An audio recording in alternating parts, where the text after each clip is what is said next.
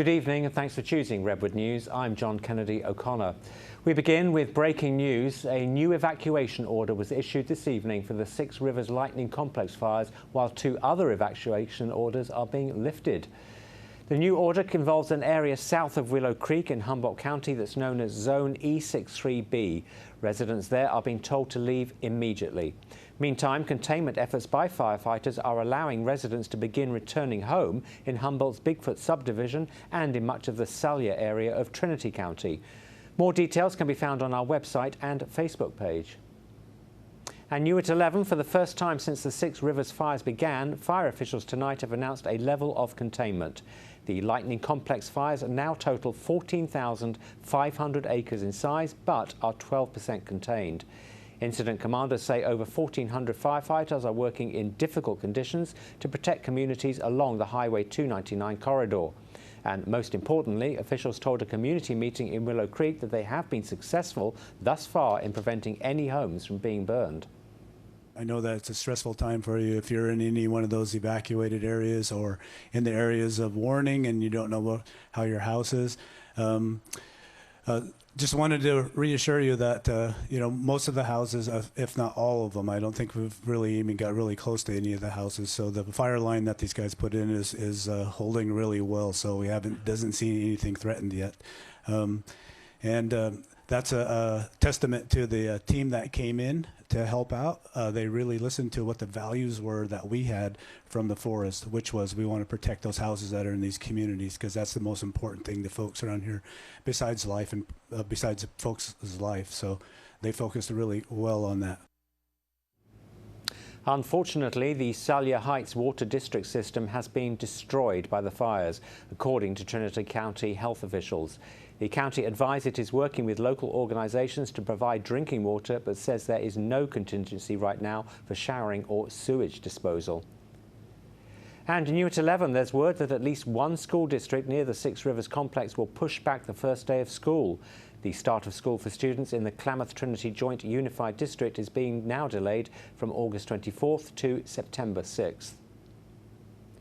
As we head into the weekend, firefighters are now facing hotter and drier weather that could lead to increased Six Rivers fire activity. Our Christina Bautista filed this report from the front lines ahead of tonight's announcement about 12% containment. The Six Rivers Lightning Complex fire has grown to about 1,400 acres, and it's still 0% contained. Weather conditions in the coming days are expected to be warmer and drier, which can cause an increase in fire activity. Like yesterday was an example of it being difficult to get any air resources up. Towards the end of the day, it started clearing up a little bit, so there's parts of the fire where it clears, where we can use aviation assets. In particular, up here, we were able to get some helicopter work done on the backside of the Waterman Bridge, and so that really helped. Once we got the aviation work in there, we were able to get troops in here. They're starting to go direct on this piece right here. So. While the fires haven't caused any destructions to structures or caused any injuries, it has caused many to evacuate from their homes. The Humboldt County Sheriff's Department tells us about 675 people have been evacuated and additional areas are under evacuation warnings. We've had pretty good response with people evacuating. We estimate about 30% of people are staying at their homes in evacuation order zones. So we do have deputies on ground that are still patrolling those evacuation order zones and encouraging people to leave. And it is really important, if your zone is in red or in an order, that you do leave. We don't take that decision to evacuate lightly, and we do it for their safety. The Six Rivers Lightning Complex continues to be under unified command, with over 1,400 personnel assigned to the incident. You mentioned some assistance from additional helicopters from Air Force up in this area. So overall, the picture is good, even though it's growing slightly. Reporting in Willow Creek, Christina Bautista, Redwood News. The North Coast Unified Air Quality Management District says smoky weather continues to impact communities near the Lightning Complex fires. The air quality was hazardous today for both Willow Creek and Burnt Ranch. And it was in the unhealthy range for Hoopar, Witchpeck, Orleans, Hyampom and Hayfork. Over the weekend, the inversion layer is expected to get stronger, and that means there will be more smoke lingering in the air. Food for People and partner groups held an emergency food distribution today for those affected by the Six Rivers fires. As our Rachel Marty shows us, many evacuees were thankful for the helping hand during this time of need. Food for People, in partnership with DreamQuest and Pay It Forward Humble, have set up an emergency food distribution site here in Willow Creek for those that have been affected or otherwise displaced by the Six Rivers Lightning Complex fire. Yeah, you got potatoes in there. You get 1 onion? I got 2 onions. I'll go ahead and start across a few onions. We were evacuated 5 days ago from our house and camping out and trying to make the best of it. And appreciate the Food for People for being here for times like these. The fire burned up right behind our house, but the fire people saved our house and all the houses in my little neighborhood up there, so we're thankful for that. Today's event is largely centered around Food for People being here 1 to 3 with their massive truckload of food, water, and supplies. Pay It Forward Humboldt and DreamQuest are here every day 10 to 6. We have food, water, blankets, personal hygiene supplies, games, dog food, cat food, fresh coffee, warm cookies. For more information about food distribution sites throughout Humboldt County, you can visit foodforpeople.org. Reporting in Willow Creek, Rachel Marty, Redwood News. As we've been reporting this week, CAL FIRE has set up an emergency fire camp at the Redwood Acres Fairgrounds. That camp is housing about 500 personnel that are supporting fire suppression efforts for the Six Rivers complex. Late this afternoon, officials announced a road closure at Redwood Acres due to safety concerns. Harris Street in Eureka is now shut down between Hubbard Lane and Viale Avenue. Only emergency response vehicles and fire personnel are now allowed on that section of Harris Street. The road closure at Redwood Acres comes after complaints of speeding traffic and an incident where a firefighter was nearly struck by a passing vehicle. New at 11, Humboldt County health officials this evening are warning about a dangerous blue-green algae. They tell us a toxic bloom of cyanobacteria has been identified in Big Lagoon. Because of that dangerous threshold, officials say it's important for people, animals and watercraft to stay out of Big Lagoon until further notice. They also say recreational users of all bodies of fresh water locally should be on the lookout for toxic algae blooms and say out of the water if spotted. Humboldt County is now offering monkeypox vaccines to people considered high risk in our community. The County Department of Health and Human Services making that announcement this afternoon. It comes after a new strategy to stretch supply of the monkeypox vaccine was approved by the federal government. It allows for a much smaller dose of the vaccine to be given, but with nearly the same level of effectiveness. That means the 100 doses Humboldt currently received now has the ability to provide vaccinations for as many as 500 people. Reporter Mandy Gator gives us a closer look. It's a vaccine in high demand. As monkeypox cases continue to climb, supplies are being stretched. An FDA emergency use authorization now allows for doses to be cut to 1/5 what they were, allowing for 5 doses out of a standard 1-dose vial. But will it provide the same amount of protection? There's a really good set of data from a wide set of vaccines, not just for smallpox, but also flu and rabies, that this way of administering vaccines can actually be more effective. Monkeypox is a virus in the same family as the one that causes smallpox. For the smaller dose to be effective, health experts say it has to be given between the layers of skin rather than under the skin, as it had been given before. It creates an equivalent immune response and so therefore, quite likely, equivalent protection. The FDA says delivering doses in this way has resulted in more redness, firmness, itchiness, and swelling at the injection site, but the agency says those studied had less pain and the side effects were manageable. But we're taking a little bit of a leap here in recognition of the severity of the epidemic right now. Officials say this move could increase the number of vaccine doses in the national stockpile from 441,000 to more than 2.2 million. However, there will be a learning curve. The folks who are giving it are going to have to use different needles, draw up different amounts. So there's going to be an element of training that's going to have to go along with it. So far, there's been just one confirmed case of monkeypox here in Humboldt County, although local health officials anticipate more will occur. They say you should contact your healthcare provider to see about getting vaccinated if you believe you are at risk. New at 11, Eureka City Council races are now set for the November ballot. Today was the deadline for nominations. Leslie Castellano will run unopposed in Ward 1, while there will be head-to-head races in the 3rd and 5th wards. Meantime, Kim Burgell is the only candidate seeking to replace outgoing Eureka Mayor Susan Seaman. But there is still one more week remaining for mayoral nominations. Burgell's mayoral bid comes as her second and last term on Eureka Council comes to an end. In Arcata, 5 candidates have officially qualified for the City Council ballot, with 2 more waiting to have signatures verified.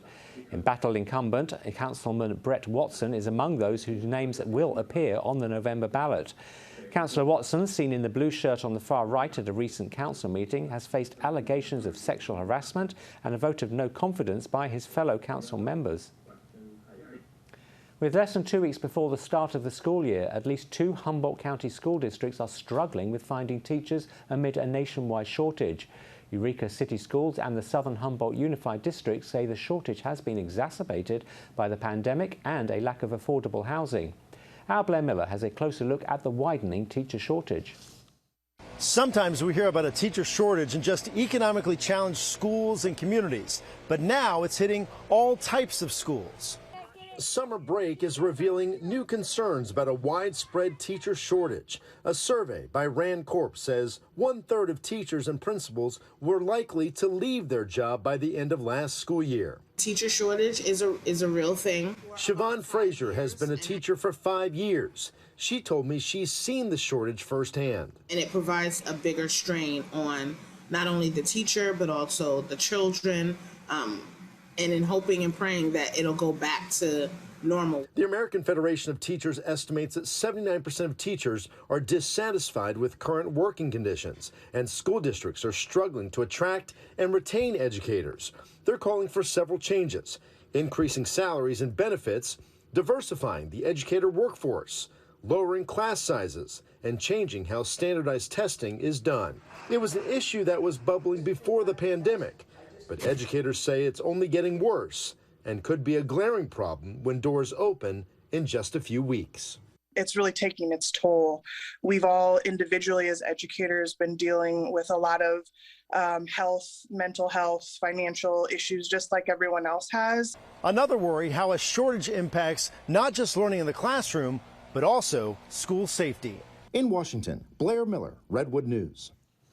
And we'll be right back after this break. North Coast Congressman Jared Huffman is calling today's passage of the sweeping Inflation Reduction Act an historic moment. That bill is headed tonight to President Biden for his signature. The massive $750 billion package tackles climate change, energy and healthcare, among other items. The Democrat-backed bill passed along party lines in the House after getting Senate approval with no Republican votes. House Samantha Manning has a closer look at the measure and reaction from Capitol Hill. We're hearing strong reaction from both sides, with Democrats praising it and Republicans speaking out against it. It took more than a year of negotiations for Democrats in Congress to come to an agreement, and it marks a big victory for the Biden administration. From tax credits to get more electric cars on the road, to money for cost-saving, energy-efficient upgrades in homes, the $750 billion spending bill is the largest investment in climate change prevention in U.S. history. Some of it paid for by tax increases on large corporations. It makes a difference at the kitchen table, and at the boardroom table, corporations will now have to, and the wealthy will now have to pay their fair share. The measure also includes changes to health care. It would allow Medicare to negotiate drug prices for the first time, and it caps out-of-pocket expenses for Medicare-covered insulin at $35 a month. There are so many people in this country who will benefit from the fact that we're capping, senior citizens, that we're capping insulin costs at $35 a month. Republicans, meantime, argue it's a Democrat taxing and spending spree. Today, I spoke with GOP Congresswoman Virginia Foxx of North Carolina outside the House floor. This bill deserves the Emperor's New Clothes Award. It doesn't do what the Democrats say it's going to do. Some Republicans from the House Budget Committee believe this bill will make new drugs more expensive and raise insurance premiums. They also argue it won't end up fixing rising inflation. It is going to increase federal spending, and we know already the increase in federal spending is what lit the fire of inflation in the first place. And Democrats in Congress say this is just the beginning when it comes to tackling climate change. But with the midterm elections ahead, it's unclear if they'll maintain control of the House. And so chances of future legislation passing are also unclear. In Washington, Samantha Manning, Redwood News. And we'll have more news coming up after this short break. We'll be right back.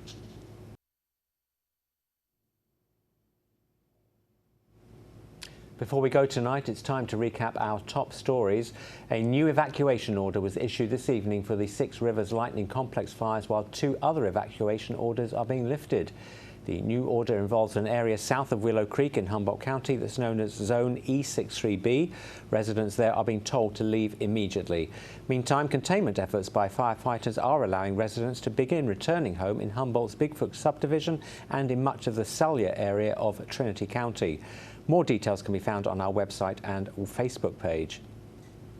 And for the first time since the Six Rivers fires began, fire officials tonight announced a level of containment. The lighting complex fires now total 14,500 acres in size tonight, but those blazes are 12% contained. Thanks so much for joining us for Redwood News at 11. I will actually be here over the weekend, sitting in for Maxwell. I look forward to seeing you then. Good night, everyone. Have a great weekend.